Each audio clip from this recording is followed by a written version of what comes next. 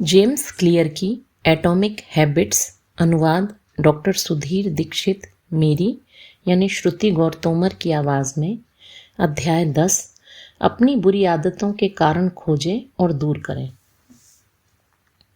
मैं 2012 के अंत में इस्तांबुल की सबसे मशहूर सड़क इस्तिक्लाल काडेसी से कुछ ब्लॉक दूर एक पुराने अपार्टमेंट में बैठा था। मैं तुर्की की 4 दिन की यात्रा पर था और मेरा गाइड कुछ फुट दूर एक पुरानी आर्म चेयर में आराम कर रहा था। माइक दरअसल गाइड नहीं था, वह तो बस मेरा हमवतन बंदा था जो तुर्की में 5 साल से रह रहा था, और जब उसने मुझे तुर्की की सैर कराने का प्रस्ताव रखा तो मैंने हामी भर दी।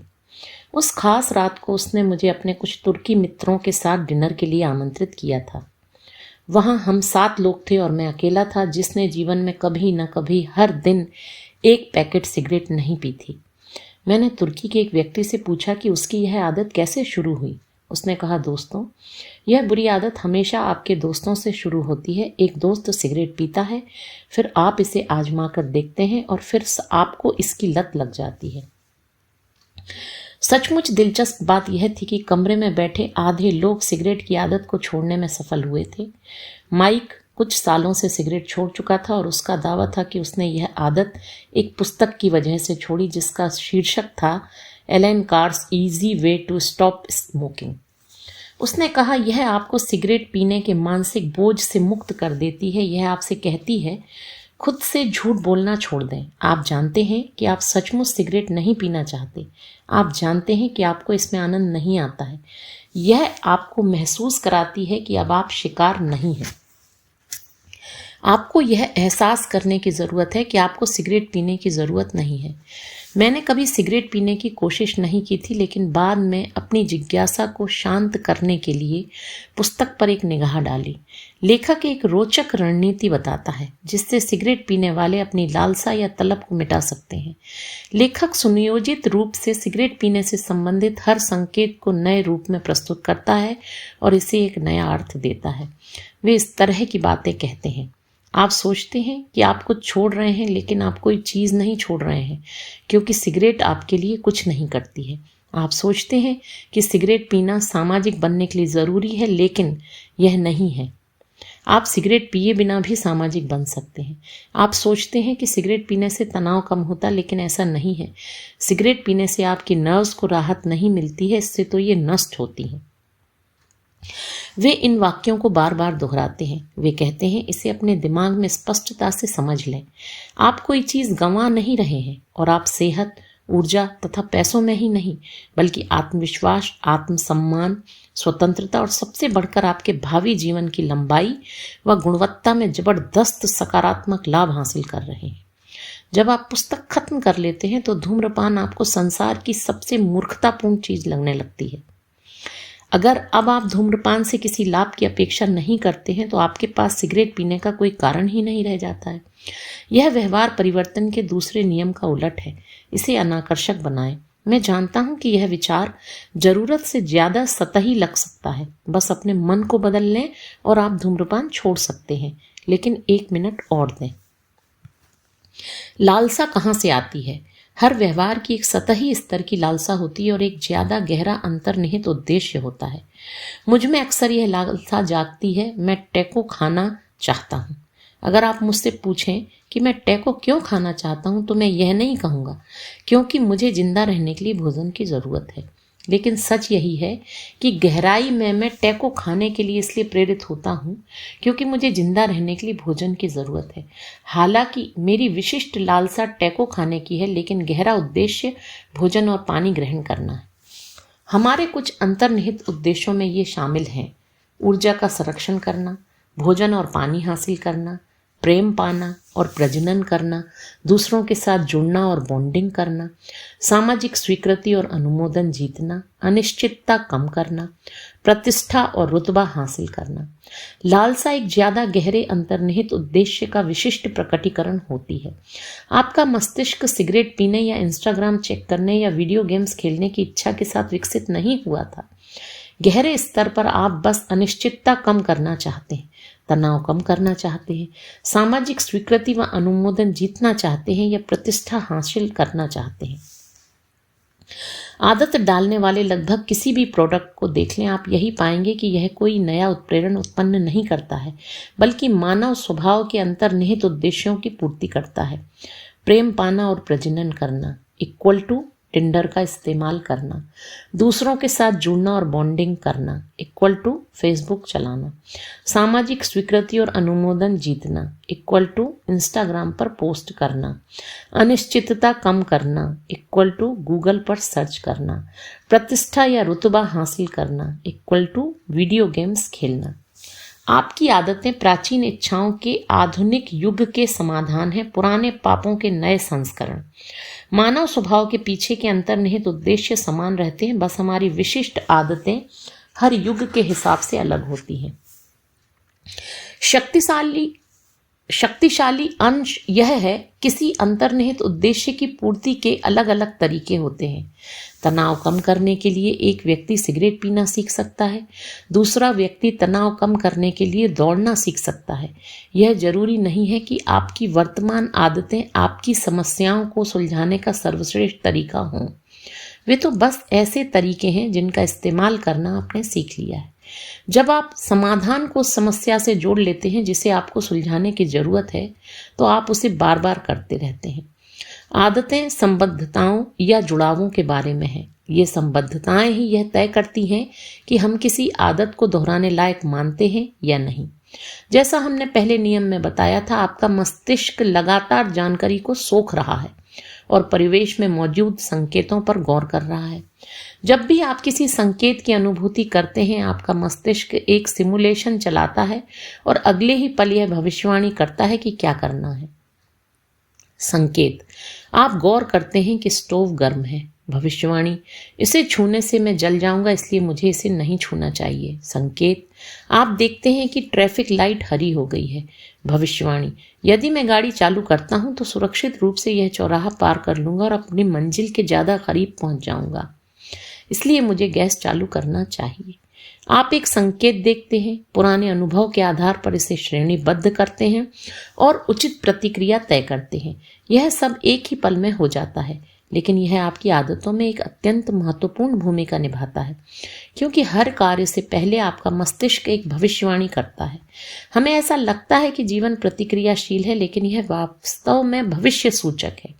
आपने अभी अभी जो संकेत देखा और उससे संबंध अतीत के ज्ञान के सहारे आप सारे दिन अपना सर्वश्रेष्ठ अंदाजा लगाते हैं और निर्णय लेते हैं कि कैसे काम करना है। आप अनवरत भविष्यवाणी कर रहे हैं कि अगले पल क्या होगा। हमारा व्यवहार इन भविष्यवाणियों पर बहुत ज़्यादा निर्भर होता है। दूसरे तरीके से कहें तो हमारा व्यवहार इस बात पर बहुत ज़्यादा निर्भर होता है कि हम अपने साथ होने वाली घटनाओं की व्याख्या कैसे करते हैं। यह जरूरी नहीं है कि आपकी वास्तविक व्याख्या वास्तविक ही हो। जैसे दो लोग एक ही सिगरेट को देखते हैं और एक के मन में उसे पीने की इच्छा होने लगती है, जबकि दूसरा उसकी बदबू से बिचक जाता है। वही संकेत आपकी भविष्यवाणी के आधार पर अच्छी या बुरी आदत की चिंगारी बन सकता है। आपकी आदतों का कारण दरअसल वह भविष्यवाणी है जो व्यवहार से पहले की जाती है। ये भविष्यवाणियां भावनाओं की ओर ले जाती हैं। जिस तरह हम आमतौर पर किसी लालसा का वर्णन करते हैं, भाव, इच्छा, आकांक्षा। भाव और भावनाएं हमारे अनुभूत संकेतों और हमारी भविष्यवाणियों को एक संकेत में बदल देते हैं जिस पर हम अमल कर सकते हैं। वे हमारी वर्तमान अनुभूति को स्पष्ट करने में मदद करती हैं। मिसाल के तौर पर, चाहे आपको इस बात का एहसास हो या नहीं हो, आप इस पर गौर कर रहे हैं कि आपको इस वक्त कितना गर्म या ठंडा महसूस हो रहा है। अगर तापमान 1 डिग्री कम हो जाता है तो आप ठंडक महसूस करने लगेंगे तथा एक और कपड़ा पहन लेंगे। ठंड महसूस करना वह संकेत था जिसने आपको काम करने के लिए प्रेरित किया। आप सारे समय संकेतों की अनुभूति कर रहे हैं, लेकिन जब आप यह भविष्यवाणी करते हैं कि किसी भिन्न अवस्था में आप बेहतर होंगे, तभी आप कार्य करते हैं। लालसा यह एहसास है कि किसी चीज की कमी है। यह अपनी आंतरिक अवस्था को बदलने की इच्छा है। जब तापमान गिरता है तो आपके शरीर की वर्तमान अनुभूति और इसकी मनचाही अनुभूति के बीच एक खाई या अंतर होता है। आपकी वर्तमान अवस्था और आपकी मनचाही अवस्था के बीच की यह खाई ही काम करने का कारण है। इच्छा 2 चीजों के बीच का फर्क है, जहां आप इस समय हैं और जहां आप भविष्य में होना चाहते हैं। छोटे से छोटा काम भी वर्तमान पल से भिन्न महसूस करने की प्रेरणा से उत्प्रोत होता है। जब आप भुक्कड़ों की तरह खाते हैं या सिगरेट जलाते हैं या सोशल मीडिया पर ब्राउजिंग करते हैं, तो आप दरअसल आलू के चिप्स या सिगरेट या लाइक्स नहीं चाहते हैं। दरअसल आप वर्तमान से अलग महसूस करना चाहते हैं। हमारी भावनाएं और भाव हमें बताते हैं कि अपनी वर्तमान अवस्था में ही रहना है या इसे बदलना है। वे काम की सर्वश्रेष्ठ दिशा का निर्णय लेने में हमारी मदद करते हैं। न्यूरोलॉजिस्ट ने पाया है कि जब हमारे भाव और भावनाएं क्षीण हो जाती हैं, तो हम दरअसल निर्णय लेने की योग्यता खो देते हैं। हमारे पास इस बात का कोई संकेत नहीं होता कि किस चीज़ के पीछे जाएं और किससे बचें। जैसा न्यूरो साइंटिस्ट एंटोनियो डेमेसियो बताते हैं, भाव की बदौलत ही आप चीज़ों को अच्छी, बुरी या उदासीन के रूप में परख पाते हैं। सारांश में, आप जो विशिष्ट लालसाएं महसूस करते हैं और आप में जो आदतें हैं, वे दरअसल आपके आधारभूत उद्देश्यों तक पहुंचने की कोशिश है। जब भी कोई आदत सफलतापूर्वक किसी उद्देश्य को हासिल कर लेती है, तो आपके अंदर इसे दोहराने की लालसा विकसित हो जाती है। समय के साथ आप यह भविष्यवाणी करना सीख लेते हैं कि सोशल मीडिया पर जाने से आपको प्रेम पाने का एहसास मिलेगा या यूट्यूब देखने से आप अपने डरों को भूल जाएंगे। आदतें तब आकर्षक होती हैं जब हम उन्हें सकारात्मक भावनाओं के साथ जोड़ते हैं और हम इस जानकारी का इस्तेमाल अपने नुकसान के बजाय फायदे के लिए कर सकते हैं। मुश्किल आदतों का आनंद लेने के लिए अपने मस्तिष्क की दोबारा प्रोग्रामिंग कैसे करें? आप मुश्किल आदतों को आकर्षक बना सकते हैं। इसके लिए आपको सिर्फ एक काम करना है, उन्हें किसी सकारात्मक अनुभव के साथ जोड़ना सीख लें। इसके लिए कई बार तो आपको बस हल्के से मानसिक परिवर्तन की ज़रूरत होती है। मिसाल के तौर पर, हम अक्सर अपनी दिनचर्या के बारे में बताते समय कहते हैं कि हमें ये चीज़ें करनी पड़ती हैं। आपको काम के लिए जल्दी भागना पड़ता है, आपको अपने व्यवसाय को बढ़ाने के लिए एक और सेल्स कॉल करनी पड़ती है, आपको अपने परिवार के लिए डिनर बनाना पड़ता है। अब बस इन वाक्यों के 2 शब्दों को बदलने की कल्पना करें। आप करनी पड़ती या करना पड़ता के बजाय करना अच्छा लगता कर लें। आपको काम के लिए जल्दी जागना अच्छा लगता है, आपको अपने व्यवसाय को बढ़ाने के लिए एक और सेल्स कॉल करना अच्छा लगता है, आपको अपने परिवार के लिए डिनर बनाना अच्छा लगता है। बस 2 शब्दों को बदलकर आप हर घटना के बारे में अपना दृष्टिकोण बदल लेते हैं। आप इन व्यवहारों को बोझ के बजाय अवसरों में बदल लेते हैं। मुख्य बिंदु यह है कि दोनों ही संस्करण सच हैं। आपको ये चीज़ें करनी पड़ती हैं और आपको उन्हें करना अच्छा भी लगता है। हम दोनों में से जिस भी मानसिकता को चुनें, हम उसी अनुरूप प्रमाण खोज सकते हैं। मैंने एक बार व्हील चेयर बनाने वाले एक इंसान की कहानी सुनी थी। जब उससे पूछा गया कि क्या बंधन में रहना मुश्किल था, तो उसका जवाब था, मैं अपनी व्हीलचेयर की वजह से बंधन में नहीं हूँ, मैं तो इसकी वजह से स्वतंत्र हो गया हूँ। अगर व्हीलचेयर नहीं होती तो मैं बिस्तर पर ही रहता और कभी अपने घर से बाहर ही नहीं निकल पाता। नजरिए के इस परिवर्तन की वजह से उसने हर दिन जीने के अपने तरीके का पूर्ण कायाकल्प कर लिया। अपनी आदतों की कमियों के बजाय उनके लाभों को रेखांकित करके उन्हें नए स्वरूप में ढालें। यह आपके मस्तिष्क की दोबारा प्रोग्रामिंग करने और आदत को ज़्यादा आकर्षक दिखाने का फटाफट तरीका है। व्यायाम।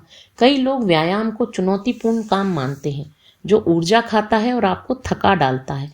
आप उतनी ही आसानी से इसे क्षमता विकसित करने और स्वनिर्माण का तरीका भी मान सकते हैं।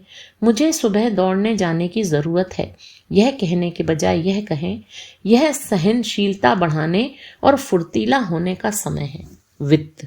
पैसे बचाने का संबंध अक्सर त्याग से जुड़ा होता है, लेकिन आप इसका संबंध सीमाओं के बजाय स्वतंत्रता से जोड़ सकते हैं। इसके लिए आपको इस सरल सत्य का एहसास करना होगा। आपकी वर्तमान आमदनी से कम खर्च करने पर आपके भावी संसाधन बढ़ जाते हैं। आप इस महीने जो पैसे बचाते हैं, उससे आपकी अगले महीने की क्रय शक्ति बढ़ जाती है। ध्यान।